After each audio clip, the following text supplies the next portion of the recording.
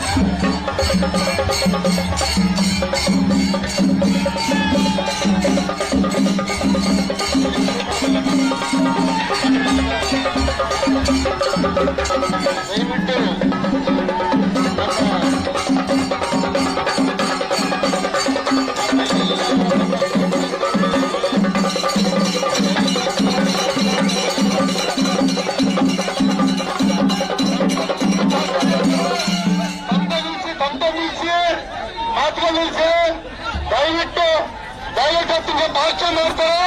ಭಾಷಣ ಮಾಡಕ್ಕೆ ಅವಕಾಶ ಮಾಡಿಕೊಡಿ ದಯವಿಟ್ಟು ಸಂತೋಷಿಸಿ ದಯವಿಟ್ಟು.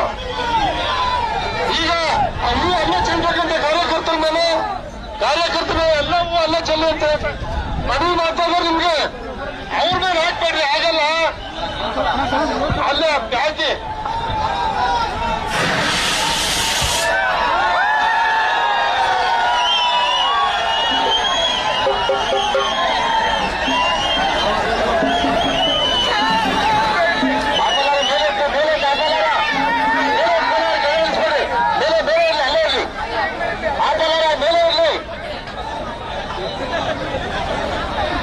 ಎಲ್ಲ ನಮ್ಮ ಕನ್ನಡ ನಾಡಿನ ಎಲ್ಲ ಬಂಧು ಭಗಿನಿಯರೇ, ಜಾತ್ಯತೀತ ಜನತಾ ಪಕ್ಷದ ಕಾರ್ಯಕರ್ತರ ಮುಖಂಡರೇ, ಪದಾಧಿಕಾರಿಗಳೇ, ಎಲ್ಲ ಯುವಕ ಮಿತ್ರರೇ, ತಾವೆಲ್ಲರೂ ಕೂಡ ಈ ಬಾರಿ 2024ನೇ ಇಸವಿಯಲ್ಲಿ ನಿಮ್ಮೆಲ್ಲ ನೆಚ್ಚಿನ ನೆಲ್ಮೆಯ ಪ್ರೀತಿಯ ಕುಮಾರಣ್ಣ ನರೇಂದ್ರ ಮೋದಿ ಮಕ್ಕಳಲ್ಲಿ ಕೇಂದ್ರದಲ್ಲಿ ಸಚಿವರಾಗಿ ಇವತ್ತು ಪ್ರಪ್ರಥಮವಾಗಿ ಬರಿಗೆ ಬಂದಿದ್ದಾರೆ. ಇಡೀ ರಾಜ್ಯದಲ್ಲೂ ಜನತಾದಳ ಎಲ್ಲಿದೆ, ಜನತಾದಳ ಎಲ್ಲಿದೆ ಅಂತ ಹೇಳ್ತಾ ಇದ್ರು. ಕುಮಾರಣ್ಣನ ಮೇಲಿದೆ. ಇವತ್ತು ಜನತಾದಳದಿಂದ ಗೆಲ್ಲಿಸಿ ಕೊಟ್ಟಿದ್ದಂತ 3 ಕ್ಷೇತ್ರಗಳಲ್ಲಿ ಕೋಲಾರದಲ್ಲಿ ಮಂಡ್ಯ ಜಿಲ್ಲೆಯ ಜನತೆ ಅತ್ಯಂತ ಅಧಿಕ ಮತಗಳಿಂದ ಗೆಲ್ಲಿಸಿ ಕುಮಾರಣ್ಣ ಒಂದು ಕೇಂದ್ರದ ಮಂತ್ರಿಗಳಾಗಿ ನಿಮ್ಮ ಬಳಿಗೆ ಪ್ರಥಮ ಬಾರಿಗೆ ಬಂದಿದ್ದಾರೆ. ಬಯಸಿದ್ದೀರಿ. ನಾವು ನೀವು ಎಲ್ಲರೂ ನಮ್ಮ ರಾಷ್ಟ್ರೀಯ ಅಧ್ಯಕ್ಷ ಆಗಿರ್ತಕ್ಕಂಥ ಎಚ್ ಡಿ ದೇವೇಗೌಡರ ಆಶೀರ್ವಾದದೊಡನೆ ಕುಮಾರಣ್ಣ ನಿಮ್ಮ ಬಳಿಗೆ ಆಗಮಿಸಿದ್ದಾರೆ. ನಿಖಿಲ್ ಕುಮಾರಸ್ವಾಮಿ ಅವರು ಕೂಡ ಯುವ ನಾಯಕರಾಗಿ ನಿಮ್ಮ ಮುಂದೆ ಇಲ್ಲಿ ಬಂದಿದ್ದಾರೆ. ಎಲ್ಲ ನಮ್ಮ ಶಾಸಕ ಮಿತ್ರರು ಮಂಜಣ್ಣ, ರವಿಯಣ್ಣ, ಮೋಹನ್ರಾಜ್ ಅವರು, ನಮ್ಮ ಇನ್ನೇನಪ್ಪ ವೆಂಕಟರೆಡ್ಡಿ ಅವರು, ಎಂಎಲ್ಸಿಗಳು, ಮಾಜಿ ಶಾಸಕರುಗಳು, ಮುಖಂಡರು, ನಿಸರ್ಗ ನಾರಾಯಣ ಸ್ವಾಮಿ ಅವರು, ನಮ್ಮ ಇದರಿಂದ ದೊಡ್ಡಗೌಡರು ಬಂದಿದ್ದಾರೆ. ಗುಲ್ಬರ್ಗದಿಂದ ಎಲ್ಲ ನಾಯಕರು ಬಂದಿದ್ದಾರೆ. ನಿಮಗೆಲ್ಲರಿಗೂ ಕೂಡ ದಕ್ಷಿಣ ಪರವಾಗಿ ಜಾತ್ಯತೀತ ಜನತಾದ ಪರವಾಗಿ ನಮಗೆಲ್ಲ ತಮ್ಮರಿಗೆ ಕೃತಜ್ಞತೆಗಳು, ಅಭಿನಂದನೆಗಳು. ನಮಸ್ಕಾರ. ಕುಮಾರಣ್ಣ ಕರ್ಕೊಂಡು ಬಂದಿದ್ದೀವಲ್ಲ ಇವತ್ತು, ನಾವು ಸ್ವಾಗತ ಬಂದಿದ್ದೀವಿ. ಇಡೀ ರಾಜ್ಯ ನೋಡ್ತಾ ಇದೆ. ಇನ್ನು ಮುಂದೆ ಇಡೀ ರಾಜ್ಯದಲ್ಲಿ ಜಿಲ್ಲಾ ಪಂಚಾಯತ್, ತಾಲೂಕ್ ಪಂಚಾಯತ್, ಸಂತೃಪ್ತರಾಗಬೇಕು, ಯುದ್ಧಕ್ಕೆ ರೆಡಿ ಆಗಬೇಕು, ಚುನಾವಣೆ ಕೀರ್ತಿ ಮಾಡಬೇಕು. ನಮಸ್ಕಾರ.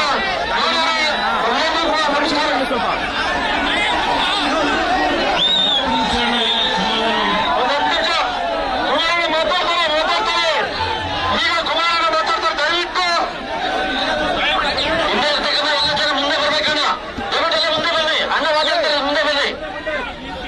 ನಿಮ್ಮೆಲ್ಲರೂ ಉದ್ದೇಶಿ ಕುಮಾರಣ್ಣ ಮಾತಾಡ್ತಾರೆ.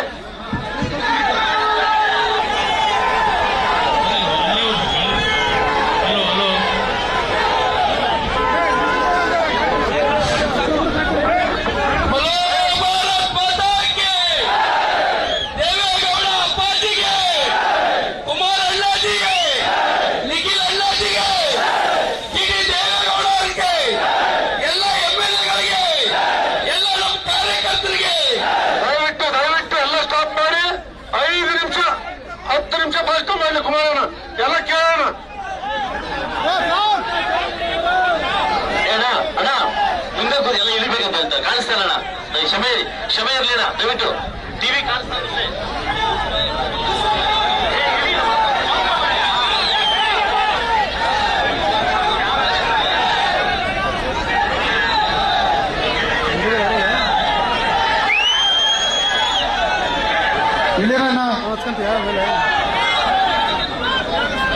ಒಂದು 5 ನಿಮಿಷ ದಯವಿಟ್ಟು ಸುಮ್ಮನಿರ್ತೀರಾ? ಅವ್ರು ಮಾತಾಡ್ಬೋದಾ? ಕುಮಾರಣ್ಣ ಮಾತಾಡ್ಬೋದಾ? ಹಿಂದೇನವರೆಲ್ಲ ಮುಂದೆ ಬನ್ನಿ. ದಯವಿಟ್ಟು 5 ನಿಮಿಷ. ಏನು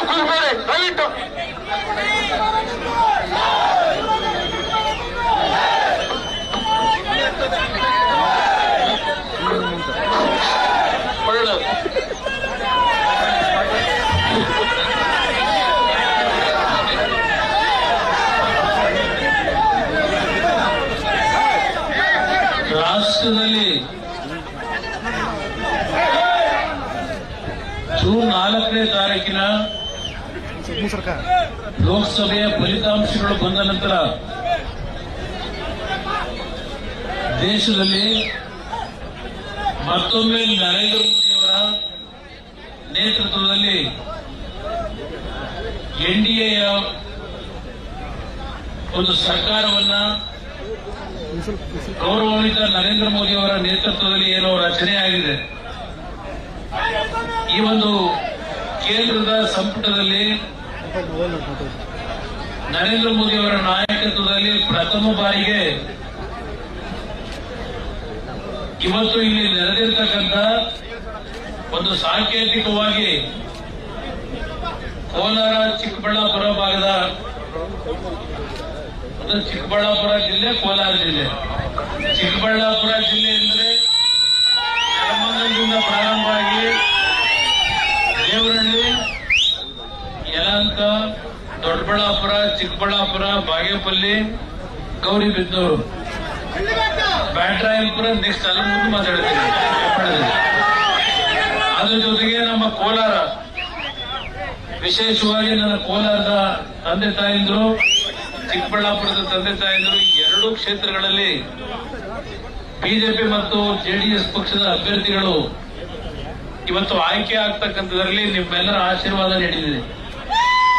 ಹಳೆ ಕರ್ನಾಟಕದಲ್ಲಿ 14 ಮೊದಲನೇ ಹಂತದ ಚುನಾವಣೆಯಲ್ಲಿ 12 ಲೋಕಸಭಾ ಕ್ಷೇತ್ರದ ಅಭ್ಯರ್ಥಿಗಳನ್ನು ಆಯ್ಕೆ ಮಾಡಿರ್ತಕ್ಕಂಥದ್ದು ಮತ್ತು ಎರಡನೇ ಹಂತದಲ್ಲಿ ಉತ್ತರ ಕರ್ನಾಟಕ ಭಾಗದಲ್ಲಿ ಸುಮಾರು 7 ಅಭ್ಯರ್ಥಿಗಳು ಆಯ್ಕೆಯಾಗಿರ್ತಕ್ಕಂಥದ್ದು. ನಾಡಿನ ಜನತೆಗೆ ಪ್ರಥಮವಾಗಿ ಕೇಂದ್ರ ಸರ್ಕಾರದಲ್ಲಿ ನಿಮ್ಮೆಲ್ಲರ ಆಶೀರ್ವಾದ, ನಿಮ್ಮ ಶ್ರಮ, ನಿಮ್ಮ ಒಂದು ಪ್ರೀತಿಯ ಒಂದು ಶುಭ ಹಾರೈಕೆ, ಇದೆಲ್ಲದರ ಒಂದು ಶಕ್ತಿಯಿಂದ ನರೇಂದ್ರ ಮೋದಿ ಅವರ ಒಂದು ನಾಯಕತ್ವದಲ್ಲಿ ಪ್ರಥಮ ಬಾರಿಗೆ ಕೇಂದ್ರದ ಸಚಿವನಾಗಿ ಕೆಲಸವನ್ನು ನಿರ್ವಹಣೆ ಮಾಡತಕ್ಕಂಥ ಈ ಅವಕಾಶ ದೊರಕಿರ್ತಕ್ಕಂಥದ್ದು ರಾಜ್ಯದ ಜಾತ್ಯತೀತ ಜನತಾ ದಳದ ಕಾರ್ಯಕರ್ತರು ಮತ್ತು ಬಿಜೆಪಿ ಪಕ್ಷದ ಕಾರ್ಯಕರ್ತರು ಇವರೆಲ್ಲರ ಒಂದು ಒಮ್ಮತದಲ್ಲಿ ಒಂದು ಮೈತ್ರಿಯ ಒಂದು ಯಶಸ್ವಿಯ ಒಂದು ಚುನಾವಣೆ ನಡೆಸಿದ್ದೇವೆ. ನಾಡಿನ ಜನತೆಯ ಆಶೀರ್ವಾದದಲ್ಲಿ ಕೇಂದ್ರದಲ್ಲಿ ಇವತ್ತು ಸಚಿವನಾಗಿ ಪ್ರಥಮ ಬಾರಿಗೆ ಇವತ್ತು ರಾಜ್ಯಕ್ಕೆ ನಾನೇನು ನನ್ನ ಕರ್ಮಭೂಮಿಗೆ ಇವತ್ತು ಬಂದಿದ್ದೇನೆ. ಈ ಭಾಗದ ನಮ್ಮ ವಿಶೇಷವಾಗಿ ಎಲ್ಲ ನಮ್ಮ ದೇವರಹಳ್ಳಿಯ ನೆಲಮಂಗಲದ ಮತ್ತು ಎಲ್ಲ ಕಡೆಯಿಂದ ಬಂದಿದ್ದೇವೆ. ಆದರೆ ಹೆಚ್ಚಿನ ಸಂಖ್ಯೆಯಲ್ಲಿ ಶಿಡ್ಲಘಟ್ಟದ ನಮ್ಮ ರವಿ, ಶಿಡ್ಲಘಟ್ಟದಿಂದ ಮತ್ತೆ ಅದಕ್ಕೆ ನಾನು ಹೇಳಿದ್ದು ಕೋಲಾರ ಜಿಲ್ಲೆ, ಚಿಕ್ಕಬಳ್ಳಾಪುರ ಜಿಲ್ಲೆ ಹೆಚ್ಚಿನ ಸಂಖ್ಯೆಯಲ್ಲಿ ಇಲ್ಲಿ ನಡೆದಿದೆ. ಇವತ್ತು ಮುಳಬಾಗಿಲಿನ ಮಂಜುನಾಥ್ ಇದ್ದಾರೆ, ಶಿಡ್ಲಘಟ್ಟದ ರವಿಯಣ್ಣ ಇದ್ದಾರೆ, ನಮ್ಮ ಲೋಕಸಭಾ ಸದಸ್ಯರು ಕೋಲಾರದ ಮಲ್ಲೇಶ್ ಅವರಿದ್ದಾರೆ, ಮುಳಬಾಗಿಲು ಮಂಜು ಅಂತ ಹೇಳಿದ್ರೆ ಎಂಎಲ್ಸಿ ಅವರು ಗೋವಿಂದರಾಜು ಇದ್ದಾರೆ, ನಮ್ಮ ವೆಂಕಟಶಿವರೆಡ್ಡಿ ಅವರು ನಮ್ಮ ಹಿರಿಯ ನಾಯಕರು ವೆಂಕಟಶಿವರೆಡ್ಡಿ ಅವರು ನನ್ನ ಆತ್ಮೀಯ ಸ್ನೇಹಿತರು, ವಿಧಾನಸಭೆಯಲ್ಲಿ ಉಪಸಭಾಪತಿಗಳಾಗಿ ಕೆಲಸ ನಿರ್ವಹಣೆ ಮಾಡಿರ್ತಕ್ಕಂಥ ನಮ್ಮ ಜೆ.ಕೆ. ಕೃಷ್ಣಾರೆಡ್ಡಿ ಅವರು, ನಾರಾಯಣ ಸ್ವಾಮಿ ಅವರು, ಡಾಕ್ಟರ್ ಶ್ರೀನಿವಾಸ ಮೂರ್ತಿ ಅವರು, ನಮ್ಮ ಜಿ.ಟಿ. ದೇವೇಗೌಡರು, ಡಾಕ್ಟರ್ ಅನ್ನದಾನಿ ಅವರು, ಕಲಬುರಗಿಯ ನಮ್ಮ ದೊಡ್ಡಪ್ಪಗೌಡರು, ಕೊಪ್ಪಳದ ಚಂದ್ರಶೇಖರ್ ಅವರು, ನಮ್ಮ ದೊಡ್ಡಬಳ್ಳಾಪುರದ ಮುನೇಗೌಡರು, ಹೇಳ್ತಾ ಹೋದ್ರೆ ಎಲ್ಲಾ ನಮ್ಮ ಸ್ನೇಹಿತರುಗಳು, ಚೌಡರೆಡ್ಡಿ, ದಯವಿಟ್ಟು ಶ್ರಮಿಸ್ಬಿಡಿ. ಇಲ್ಲಿ ವೇದಿಕೆ ಮೇಲಿರೋರು ಎಲ್ಲರ ಹೆಸರು ಹೇಳಕ್ ಹೋದ್ರೆ ಸ್ವಲ್ಪ ಕೋಲಾರನ ಸಿಎಂ ಅವರು, ನಮ್ಮ ಶ್ರೀನಾಥ್, ಎಲ್ಲರೂ ಇದ್ದೀರಿ ಇಲ್ಲಿ. ಇವತ್ತು ಹೆಚ್ಚಿನ ಸಂಖ್ಯೆಯಲ್ಲಿ ಇಲ್ಲೇನು ಇವತ್ತು ಬಂದು ನನಗೆ ಸ್ವಾಗತ ಕೋರಿದ್ದೀರಿ. ಈ ಒಂದು ಸಂಖ್ಯೆಯಲ್ಲಿ ಸೇರಿರ್ತಕ್ಕಂಥ ನನ್ನನ್ನ ಈ ರಾಜ್ಯದಲ್ಲಿ ಬೆಳೆಸಿರ್ತಕ್ಕಂಥದ್ದು ಮತ್ತು ಈ ದೇಶದಲ್ಲಿ ಕುಮಾರಸ್ವಾಮಿ ಅಂತಕ್ಕಂಥ ಒಂದು ವ್ಯಕ್ತಿ ಇದ್ದಾನೆ ಅಂತಕ್ಕಂಥದ್ದನ್ನ ಗುರುತಿಸ್ತಕ್ಕಂಥದ್ದಕ್ಕೆ ಶಕ್ತಿಯನ್ನು ತುಂಬಿರ್ತಕ್ಕಂಥ ನನ್ನ ಪಕ್ಷದ ಕಾರ್ಯಕರ್ತರ ಜೊತೆಯಲ್ಲಿ ನಾವೇನ್ ಜೊತೆಗೂಡಿ ಕೆಲಸ ಮಾಡಿದ್ದೇವೆ. ಬಿಜೆಪಿಯ ಕಾರ್ಯಕರ್ತರು ಒಳಗೊಂಡಂತೆ ಎಲ್ಲರಿಗೂ, ಇಡೀ ರಾಜ್ಯದ ಜನತೆಗೆ, ವಿಶೇಷವಾಗಿ ನನಗೆ ರಾಜಕೀಯ ಜನ್ಮ ಕೊಟ್ಟಿರ್ತಕ್ಕಂಥ ನಮ್ಮ ರಾಮನಗರ ಜಿಲ್ಲೆ, ಅದರ ಜೊತೆಗೆ ಲೋಕಸಭೆಗೆ ಈ ಬಾರಿ ಮಂಡ್ಯದಲ್ಲಿ ನಿಲ್ಲೇಬೇಕು ಅಂತ ನನ್ನನ್ನು ಹಠ ಮಾಡಿ ಮಂಡ್ಯ ಜಿಲ್ಲೆಯ ಜನತೆ ಚುನಾವಣೆಯ ಒಂದು ಮತವನ್ನ ಕೇಳಲಿಕ್ಕೂ ನೀನು ಬರಬೇಡ, ಬೇರೆ ಕಡೆ ಅಭ್ಯರ್ಥಿಗಳನ್ನ ಗೆಲ್ಲಿಸಕ್ಕೆ ನಿನ್ನ ಕೆಲಸ ಮಾಡು ಅಂತ ಹೇಳಿ ಅವರೇ ಚುನಾವಣೆ ನಡೆಸಿದ್ದಾರೆ ಮಂಡ್ಯ ಜಿಲ್ಲೆಯ ಜನತೆ. ವಿಶೇಷವಾಗಿ ಅವರ ಶ್ರಮದಿಂದ ಇವತ್ತು ಮೈಸೂರು ಭಾಗ ಹೇಳ್ತಾ ಹೋದ್ರೆ ಎಲ್ಲಾ ಜಿಲ್ಲೆಗಳ ಹೆಸರನ್ನ ಹೇಳಬೇಕು. ಚನ್ನಪಟ್ಟಣದಲ್ಲೂ ಬೆಳೆಸಿದ್ದಾರೆ ನನ್ನನ್ನ. ಇವತ್ತು ಅಲ್ಲಿಯ ನನ್ನ ಕಾರ್ಯಕರ್ತರು ಪಕ್ಷ ಉಳಿಸ್ಲಿಕ್ಕೋಸ್ಕರವಾಗಿ ಮಂಡ್ಯದಲ್ಲಿ ನಿಲ್ಲಿಕ್ಕೆ ಅವಕಾಶ ಕೊಡಿ ಅಂತ ಮನವಿ ಮಾಡಿದಾಗ ದೊಡ್ಡ ಹೃದಯ ವೈಶಾಲಿಯಿಂದ ಚನ್ನಪಟ್ಟಣದ ನನ್ನ ಕಾರ್ಯಕರ್ತರು ನನಗೆ ಒಪ್ಪಿಗೆ ಕೊಟ್ಟರು ಮಂಡ್ಯದಲ್ಲಿ ಚುನಾವಣೆ ನಿಲ್ಲೋದಕ್ಕೆ. ನಾನು ಸುದೀರ್ಘವಾಗಿ ಮಾತನಾಡಲಿಕ್ಕೆ ಹೋಗೋದಿಲ್ಲ, ಒಂದು ಮಾತನ್ನ ಹೇಳ್ತಾರೆ. ಇವತ್ತು ನರೇಂದ್ರ ಮೋದಿ ಅವರು ಈ ಒಂದು ಅವರ ನೇತೃತ್ವದ ಸರ್ಕಾರದಲ್ಲಿ ನಿಮ್ಮೆಲ್ಲರ ನಿರೀಕ್ಷೆ ಇದ್ದಿದ್ದು ನಮ್ಮ ಕುಮಾರಣ್ಣ ನಮ್ಮ ಕೃಷಿ ಸಚಿವರಾಗಿ ಕೆಲಸ ಮಾಡಬೇಕು ಅಂತ ಹೇಳಿ, ನಮ್ಮ ರೈತರಿಗೆ ಏನಾದರೂ ಒಂದು ಒಳ್ಳೆಯದನ್ನ ಮಾಡ್ತಾರೆ ನಮ್ಮ ಕುಮಾರಣ್ಣ ಅಂತಕ್ಕಂಥದ್ದು ನಿಮ್ಮ ಹೃದಯದಲ್ಲಿ ಏನು ಆಸೆ ಇಟ್ಕೊಂಡಿದ್ರೆ. ಆದ್ರೆ ಒಂದು ಮಾತನ್ನ ಹೇಳ್ತೇನೆ, ನಾಡಿನ ನನ್ನ ರೈತ ಬಂಧುಗಳಿರಲಿ, ಎಲ್ಲಾ ಪಕ್ಷದ ಕಾರ್ಯಕರ್ತರು, ನಾಡಿನ ನನ್ನ ಸಮಸ್ತ ಜನತೆಗೆ ಇವತ್ತು ನನಗೆ ಸಿಕ್ಕಿರ್ತಕ್ಕಂಥ ಅವಕಾಶ ನನ್ನ ವೈಯಕ್ತಿಕವಾದಂತಹ ಆಸೆ ಆಕಾಂಕ್ಷೆಗಳಿಗಲ್ಲ. ಇವತ್ತು ನನಗೆ ದೊರಕಿರ್ತಕ್ಕಂಥ ಈ ಒಂದು ಅವಕಾಶ ಯಾವುದೋ ಭಗವಂತ ನನಗೆ ಕೊಟ್ಟಿರ್ತಕ್ಕಂಥದ್ದು, ಭಗವಂತನ ಆಶೀರ್ವಾದ ಜೊತೆಗೆ ಈ ನಾಡಿನ ಜನತೆಯ ಶ್ರಮ. ಈ ಜನತಾದಳವನ್ನು ಮುಗಿಸಿದ್ದೇವೆ, ಸರ್ವನಾಶ ಮಾಡಿದ್ದೇವೆ ಅಂತಕ್ಕಂಥ ದುರಹಂಕಾರದ ಮಾತುಗಳೇನಿದೆ ಅದು ಯಾವುದಕ್ಕೂ ನಾನು ಚರ್ಚೆ ಮಾಡಲಿಕ್ಕೆ ಹೋಗಲ್ಲ. ಇವತ್ತು ನಾನು ಈ ಸರ್ಕಾರಕ್ಕೂ ಹೇಳ್ತೇನೆ, ಇವತ್ತು ಭಗವಂತ ಮತ್ತು ನಮ್ಮ ಒಂದು ಅಭಿಮಾನಿಗಳು ನನಗೆ ಶಕ್ತಿ ತುಂಬಿದ್ದೀರಿ. ಈ ಒಂದು ಶಕ್ತಿಯನ್ನ ಉಪಯೋಗ ಮಾಡ್ಕೊಳ್ತಕ್ಕಂಥದ್ದಕ್ಕೆ ಈಗಿನ ಸರ್ಕಾರಕ್ಕೂ ಈ ವೇದಿಕೆ ಮುಖಾಂತರ ನಾನು ಮನವಿ ಮಾಡ್ತೇನೆ. ನನಗೆ ಬೇಕಾಗಿರೋದು ಈಗ ರಾಜಕೀಯ ಅಲ್ಲ, ನನಗೆ ಬೇಕಾಗಿರೋದು ನನ್ನ ರಾಜ್ಯದ ಜನತೆಯ ಸಮಸ್ಯೆಗಳಿಗೆ ಪರಿಹಾರ. ನನ್ನ ರಾಜ್ಯದ ಹಲವಾರು ಸಮಸ್ಯೆಗಳೇನಿದ್ದಾವೆ, ನಾನು ಕೃಷಿ ಸಚಿವನಾಗದೇ ಇದ್ರು ನೀವು ನನಗೆ ಕೊಟ್ಟಂತ ಶಕ್ತಿ ಏನಿದೆ ಈ ನಾಡಿನ ಜನತೆ, ನನಗೆ ಇವತ್ತು ದೆಹಲಿಯಲ್ಲಿ ನರೇಂದ್ರ ಮೋದಿ ಅವರ ಒಂದು ವಿಶ್ವಾಸ ಇಟ್ಟು ಇವತ್ತು ಭಾರಿ ಕೈಗಾರಿಕಾ ಸಚಿವನಾಗಿ ಮತ್ತು ಉಕ್ಕು ಸಚಿವನಾಗಿ 2 ದೊಡ್ಡ ಖಾತೆಗಳನ್ನು ಕೊಟ್ಟಿದ್ದಾರೆ. ಆ 2 ದೊಡ್ಡ ಖಾತೆಗಳು ಏನಿದೆ ಇವತ್ತು ಹೆಚ್ಚಿನ ರೀತಿಯಲ್ಲಿ ನನ್ನ ನಾಡಿನ ಯುವಕರಿಗೆ ಉದ್ಯೋಗವನ್ನ ತರ್ತಕ್ಕಂಥದ್ದಕ್ಕೆ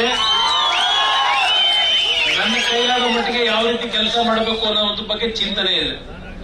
ಅದ್ರ ಜೊತೆಗೆ ನನ್ನ ರೈತರ ಬದುಕು ಯಾವ ರೀತಿಯಲ್ಲಿ ಇವತ್ತು ನಾನು ಕೃಷಿ ಸಚಿವನಾಗದೇ ಇದ್ರು ಕೇಂದ್ರದ ಸಚಿವನಾಗಿ, ಕೇಂದ್ರದ ಕೃಷಿ ಸಚಿವರ ಜೊತೆಯಲ್ಲಿ ಅವರು ಸಹ ಮಧ್ಯಪ್ರದೇಶದ ಮುಖ್ಯಮಂತ್ರಿಗಳಾಗಿ ಸುಮಾರು 15 ವರ್ಷ ಮಧ್ಯಪ್ರದೇಶದಲ್ಲಿ ಆಡಳಿತ ನಡೆಸಿರ್ತಕ್ಕಂಥ ಶಿವರಾಜ್ ಸಿಂಗ್ ಚೌಹಾಣ್ ಅವರು ನನ್ನ ಜೊತೆಯಲ್ಲಿ ಒಂದು ಪ್ರೀತಿ ವಿಶ್ವಾಸ ಇಟ್ಟುಕೊಂಡಿದ್ದಾರೆ. ನಮ್ಮ ರಾಜ್ಯಕ್ಕಷ್ಟೇ ಅಲ್ಲ, ಇಡೀ ರಾಜ್ಯದ ನನ್ನ ರೈತ ಬಂಧುಗಳಿಗೆ ನನಗೆ ಇವತ್ತು ಕೇಂದ್ರದಲ್ಲಿ ಸಿಕ್ಕಿರ್ತಕ್ಕಂಥ ಒಂದು ಅವಕಾಶದಲ್ಲಿ ನರೇಂದ್ರ ಮೋದಿ ಅವರನ್ನು ಸಹ ನಾವು ಮನವೊಲಿಸಿ, ಏಕೆಂದ್ರೆ ಅವರೇ ಅಂತಿಮ ನಿರ್ಣಯಗಳನ್ನು ಮಾಡಬೇಕು. ರೈತರ ಒಂದು ಬದುಕಿಗೆ ಎಲ್ಲಿ ನಾವು ಎಡವಿದ್ದೇವೆ, ಯಾವ ರೀತಿ ಇವತ್ತು ಕಾರ್ಯಕ್ರಮಗಳನ್ನು ಕೊಡಬೇಕು ಅಂತಕ್ಕಂಥದ್ದಕ್ಕೆ ಎಲ್ಲರ ಮನವೊಲಿಸ್ತಕ್ಕಂಥದ್ದಕ್ಕೆ ನಾನು ಪ್ರಾಮಾಣಿಕವಾಗಿ ಪ್ರಯತ್ನ ಪಡ್ತೇನೆ. ನಮ್ಮ ಪಕ್ಷ ಬೆಳೆದಿರ್ತಕ್ಕಂಥದ್ದೇ, ನಮ್ಮ ಪಕ್ಷ ಉಳಿದಿರ್ತಕ್ಕಂಥದ್ದು ಯಾವ ಸನ್ಮಾನ್ಯ ದೇವೇಗೌಡರು ಈ ದೇಶದ ಪ್ರಧಾನಮಂತ್ರಿಗಳಾಗಿ ಈ ದೇಶದಲ್ಲಿ ಇವತ್ತು ಆಡಳಿತವನ್ನು ಅತ್ಯಂತ ಅಚ್ಚುಕಟ್ಟಾಗಿ ನಿರ್ವಹಣೆ ಮಾಡಿದ್ರು. ಅವರ ಹೃದಯದಲ್ಲಿ ಇರ್ತಕ್ಕಂಥದ್ದು ನನ್ನ ಗ್ರಾಮೀಣ ಪ್ರದೇಶದ ನನ್ನ ರೈತ ಬಂಧುಗಳು. ಅವರ ಜೀವನ 60 ವರ್ಷದ ಜೀವನ ರೈತ ರೈತರು ಅಂತಕ್ಕಂಥ ರೈತರ ಬಗ್ಗೆ ಕಾಳಜಿಯನ್ನು ವಹಿಸಿ ಇದ್ದಂಥದ್ದು ಕೇವಲ 4 ವರ್ಷ. ಅವರು 60 ವರ್ಷದ ರಾಜಕೀಯದಲ್ಲಿ ಅಧಿಕಾರ ನೋಡಿದ್ದು. ಅವರು ಸುದೀರ್ಘವಾಗಿ ರಾಜಕೀಯವನ್ನ ಏನ್ ಮಾಡಿದ್ದಾರೆ, ಅಧಿಕಾರದಲ್ಲಿ ಇರಲಿಲ್ಲ.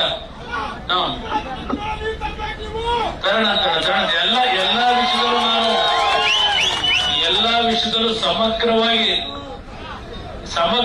ನಮ್ಮ ಕೇಂದ್ರ ಸರ್ಕಾರದ ವತಿಯಿಂದ ನಮ್ಮ ರಾಜ್ಯಕ್ಕೆ ಹಲವಾರು ವರ್ಷಗಳ ಅನ್ಯಾಯ ಏನಿದೆ. ಚಿಕ್ಕಬಳ್ಳಾಪುರ ಮತ್ತು ಕೋಲಾರಕ್ಕೆ ಶುದ್ಧವಾದಂತಹ ಕುಡಿಯೋ ನೀರನ್ನ ಕೊಡಬೇಕಾದಂತದ್ದು ನಮ್ಮ ಕರ್ತವ್ಯ ಇದೆ. ನಮ್ಮ ರೈತರಿಗೆ ಇವತ್ತು ಕೃಷಿಗೆ ನೀರಿನ ಅವಶ್ಯಕತೆ ಏನಿದೆ. ಚಿಕ್ಕಬಳ್ಳಾಪುರ ಕೋಲಾರದಲ್ಲಿ ನಮ್ಮ ರೈತರು ಅತ್ಯಂತ ಶ್ರಮಜೀವಿಗಳಿದ್ದೀರಿ, ಕಷ್ಟಪಟ್ಟು ಜೀವನ ಮಾಡ್ತಕ್ಕಂಥವ್ರು ನೀವು.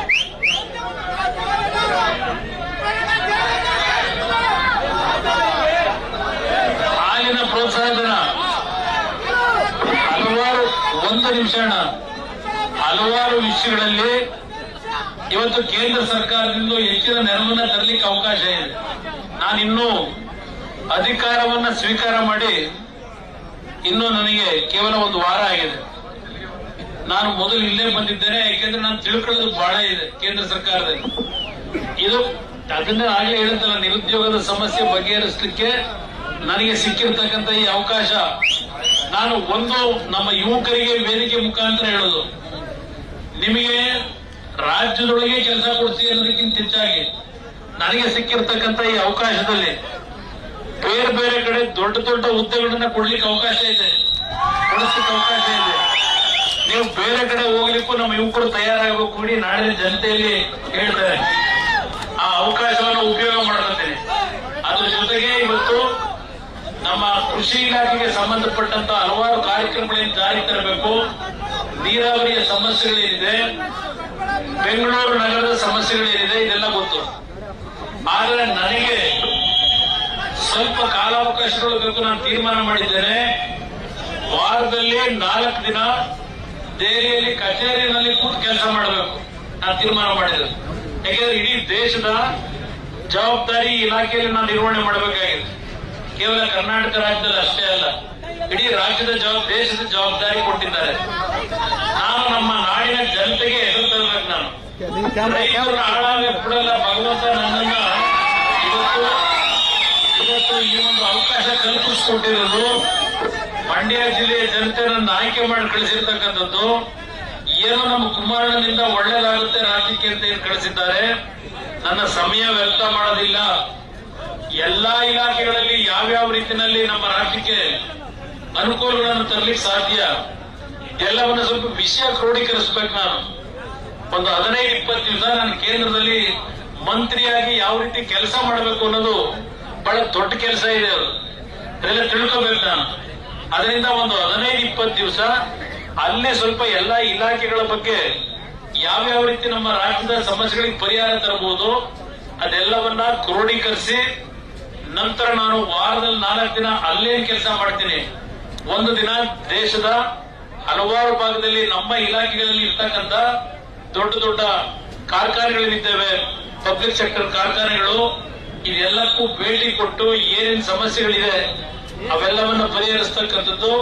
ಹೆಚ್ಚಿನ ರೀತಿಯಲ್ಲಿ ಕೈಗಾರಿಕೆಗಳನ್ನ, ರೈತರ ಭೂಮಿಯನ್ನ ಯಾವುದೇ ರೀತಿಯಲ್ಲಿ ರೈತರ ಕೃಷಿಗೆ ತೊಂದರೆ ಕೊಡದೆ ಕೈಗಾರಿಕೆಗಳನ್ನ ಯಾವ ರೀತಿ ತರಬೇಕು, ಇದೆಲ್ಲವನ್ನ ಯೋಚನೆ ಮಾಡ್ತೀನಿ ಅಂತಕ್ಕಂಥ ಮಾತನ್ನ ಹೇಳಿ, ವಾರದಲ್ಲಿ 1 ದಿನ ಕರ್ನಾಟಕ ರಾಜ್ಯದಲ್ಲಿ ಇರ್ತೇನೆ, ವಾರದಲ್ಲಿ 1 ದಿನ ಬೇರೆ ರಾಜ್ಯಗಳಿಗೆ ಹೋಗ್ತೇನೆ, ಇನ್ನು 1 ದಿವಸ ಮಂಡ್ಯ ಜಿಲ್ಲೆಯಲ್ಲಿ ಇರ್ತೇನೆ. ಇಡೀ ರಾಜ್ಯದ ಜನತೆ ಮಂಡ್ಯ ಜಿಲ್ಲೆಯಲ್ಲಿ ಇದ್ರು, ಇಡೀ ರಾಜ್ಯದ ಯಾವುದೇ ಭಾಗದ ಜನತೆ, ಸಾಮಾನ್ಯ ಜನರು ನಿಮ್ ಕಷ್ಟ ಸುಖಗಳನ್ನ ಹೇಳಲಿಕ್ಕೆ ಈ ನಿಮ್ಮ ಮನೆಯ ಮಗನ ಬಾಗಿಲು ತೆಗೆದಿರ್ತದೆ. ಯಾವುದೇ ನನಗೆ ಇದು ಕೇಳಿ ಬರ್ಬೇಕಾಗಿಲ್ಲ, ಟೈಮ್ ಕೇಳಿ ಬರ್ಬೇಕಾಗಿಲ್ಲ. ನಾಡಿನ ಜನತೆಗೆ ಒಂದು ವೇದಿಕೆ ಮುಖಾಂತರ ಹೇಳ್ತಾ ಇದ್ದೇನೆ, ಯಾವ ಸಂದರ್ಭದಲ್ಲಾದ್ರೂ ನನ್ನನ್ನು ಬಂದು ಭೇಟಿ ಮಾಡಬಹುದು. 1 ದಿವಸ ಇಲ್ಲೇ ಇರ್ತೇನೆ ಕರ್ನಾಟಕ ರಾಜ್ಯದಲ್ಲಿ. ಕೆಲವು ಶಿಸ್ತುಬದ್ಧವಾದಂತ ಸಮಯ ವ್ಯರ್ಥ ಮಾಡದೆ ಈ ಒಂದು ಅವಕಾಶ ಏನ್ ದೊರಕಿದೆ, ಈ ಅವಕಾಶದಲ್ಲಿ ನಮ್ಮ ನಾಡಿನ ಅಭಿವೃದ್ಧಿ, ದೇಶದ ಅಭಿವೃದ್ಧಿಗೆ ಎಲ್ಲಾ ರೀತಿಯ ಒಂದು ಪ್ರಾಮಾಣಿಕವಾದ ಸೇವೆಯನ್ನು ಸಲ್ಲಿಸ್ತೀನಿ. ನಿಮ್ಮ ಪ್ರೀತಿನೇ ನನಗೆ ಶಕ್ತಿ.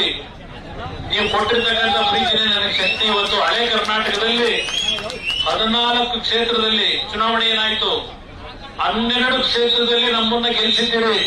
12 ಲೋಕಸಭಾ ಕ್ಷೇತ್ರದಲ್ಲಿ 14 ನಮ್ಮ ಭಾಗದಲ್ಲಿ. 2 ಕ್ಷೇತ್ರಗಳು ನಮ್ಮ ಸ್ವಯಂಕೃತ ಅಪರಾಧ ಇದೆ, ಜನತೆಯ ಅಪರಾಧ ಇಲ್ಲ. ನಮ್ಮ ಕೆಲವು ತಪ್ಪುಗಳಿಂದ ಸೋತಿದ್ದೇವೆ. ಅದೆಲ್ಲವನ್ನ ಸರಿಪಡಿಸ್ಕೊತೀನಿ. ಇವತ್ತು ನನಗೆ ಶಕ್ತಿ ಕೊಟ್ಟಿರ್ತಕ್ಕಂಥ ಈ ಹಳೆಯ ಕರ್ನಾಟಕದ ನನ್ನ ಜನತೆ ಏನಿದ್ದೀರಿ, ರಾಜಕಾರಣ ನೋಡಿದ್ದೀರಿ ಯಾವ ರೀತಿ ನಡೀತು ಕಳೆದ 1 ವರ್ಷ 2 ವರ್ಷದಲ್ಲಿ. ನಾನು ಅದು ಯಾವುದನ್ನು ಚರ್ಚೆಗೆ ಹೋಗೋದಿಲ್ಲ ಈ ರಾಜಕಾರಣದ ಬಗ್ಗೆ. ನನ್ನ ಗುರಿ ಇರೋದು ನನ್ನ ರಾಜ್ಯ, ನನ್ನ ಜನತೆ, ನನ್ನ ನಾಡಿನ ಕಲ್ಯಾಣ. ಅದಷ್ಟೇ ಅಲ್ಲ, ಇವತ್ತು ಉತ್ತರ ಕರ್ನಾಟಕದ ಕಲ್ಯಾಣ ನಗರ, ಕಲ್ಯಾಣ ಜಿಲ್ಲೆ ಅಂತ ಏನ್ ಮಾಡಿದ್ದಾರೆ, ಕಲ್ಯಾಣ ರಾಜ್ಯ, ಅಲ್ಲಿ ಬಡತನ ಏನಿದೆ ಅದೆಲ್ಲವನ್ನ ನೋಡಿದ್ದೇನೆ. ಇಲ್ಲಿ ಆ ಭಾಗದಲ್ಲಿ